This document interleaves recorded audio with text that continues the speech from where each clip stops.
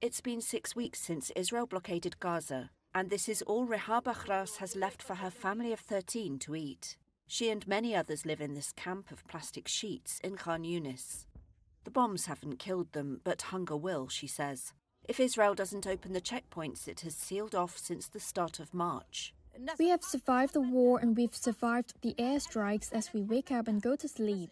But we can't survive hunger, neither us or our children. Open the crossings and let the children eat, and we eat. The sick people and the patients need food. In Nusayrat, an outdoor emergency kitchen is on its last legs. Emergency meal distributions like this are ending. Israel has cut off all supplies to Gaza's 2.3 million residents.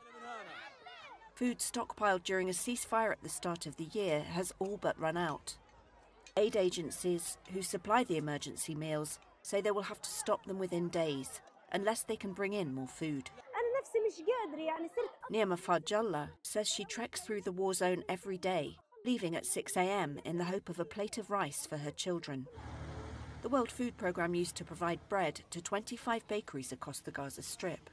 All are now shut, and it says it will soon have to halt food parcel distribution.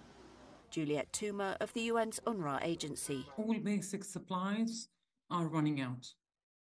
The markets are also running out of basics. There was a black market in Gaza. Now it's a very, very black market. And what I mean by that is that the prices of commodities have exponentially increased over the past 1 month plus. Babies, children are going to bed hungry every day without these basic supplies.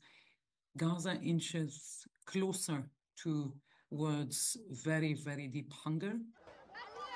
Every Gazan can now quote the fantastical prices for the little food left. A 55-pound sack of flour that used to sell for $6 now costs 10 times as much. A quarter gallon of cooking oil, if you can find it, costs $10 instead of $1.50. Medical charity Médecins Sans Frontières says it is encountering children and pregnant women with severe malnutrition. Lactating mothers are too hungry to be able to breastfeed. Israel denies that Gaza is facing a hunger crisis. The military accuses Hamas militants of exploiting aid and says it must keep supplies out to prevent the fighters from getting it. Hamas denies this.